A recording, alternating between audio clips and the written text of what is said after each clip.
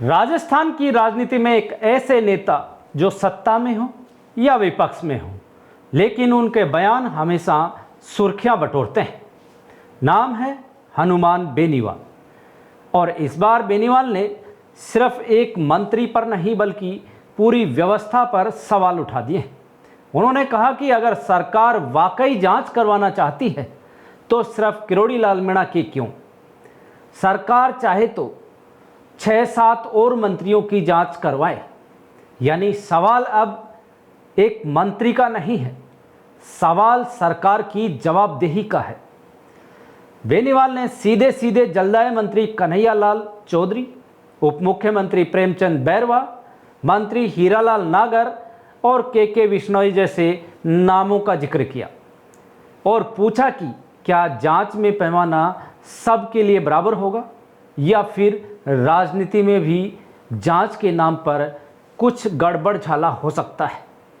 दरअसल ये बयान उस समय आया जब राजस्थान में बीज निगम और कृषि विभाग से जुड़े मामलों को लेकर राजनीतिक माहौल गर्म है। लेकिन बेनीवाल यही नहीं रुके, उन्होंने एक बार फिर 2020 के मानेसर कांड की फाइल खोल दी। वही मानेसर कांड जिसने राजस्थान की राजनीति को कई महीनों तक हिलाकर रख दिया था। जब सचिन पायलट और उनके समर्थक विधायक हरियाणा के मानेसर पहुंचे थे, तब कांग्रेस सरकार पर सरकार गिरने का संकट मंडरा रहा था और जब पूरे देश की नज़र जयपुर से मानेसर के बीच चल रही राजनीतिक रस्साकस्सी पर थी। अब हनुमान बेनीवाल का दावा है कि उस दौर में भी बड़े पैमाने पर विधायकों की खरीद फरोख्त हुई थी। उन्होंने कहा कि कांग्रेस अपनी सरकार बचाने के लिए हर संभव जतन कर रही थी और कई विधायक पाला बदलने को तैयार थे। ये दावा नया नहीं है, लेकिन दिलचस्प ये है कि 6 साल बाद भी मानेसर कांड राजस्थान की राजनीति का पीछा नहीं छोड़ रहा। बीजेपी कांग्रेस पर आरोप लगाती है, कांग्रेस बीजेपी पर आरोप लगाती है और अब बेनीवाल उसी अध्याय को सामने लेकर खड़े हो गए। लेकिन राजनीति सिर्फ अफवाहों से नहीं चलती, राजनीति में संदेश भी बहुत महत्वपूर्ण होता है और बेनीवाल का यह संदेश साफ दिखाई देता है। वे ये बताना चाहते हैं कि उनकी लड़ाई कांग्रेस या बीजेपी से नहीं, बल्कि वे खुद को दोनों दलों के खिलाफ एक विकल्प के रूप में खड़ा करना चाहते हैं। यही वजह है कि एक तरफ से वो भजनलाल सरकार को घेरते हैं तो दूसरी तरफ अशोक गहलोत के दौर पर भी सवाल उठाते हैं। इस प्रेस कॉन्फ्रेंस में एक और दिलचस्प बात सामने आई है। बेनीवाल ने अपनी भरतपुर रैली को स्थगित करने का ऐलान कर दिया है। उन्होंने कहा कि परीक्षा देने वाले छात्रों और उनके अभिभावकों को परेशानी ना हो, इसलिए रैली टाली जा रही है।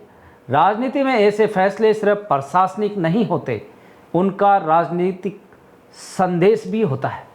बेनीवाल शायद युवाओं को ये संदेश देना चाहते हैं कि उनकी राजनीति सिर्फ भाषणों तक सीमित नहीं है, वे छात्र और युवाओं के मुद्दे को प्राथमिकता देते हैं।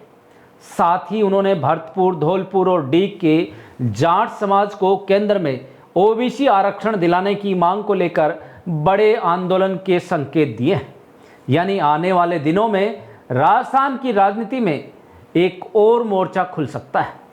सवाल यह है कि क्या बेनीवाल फिर से खुद को प्रदेश की तीसरी ताकत के रूप में स्थापित करना चाहते हैं?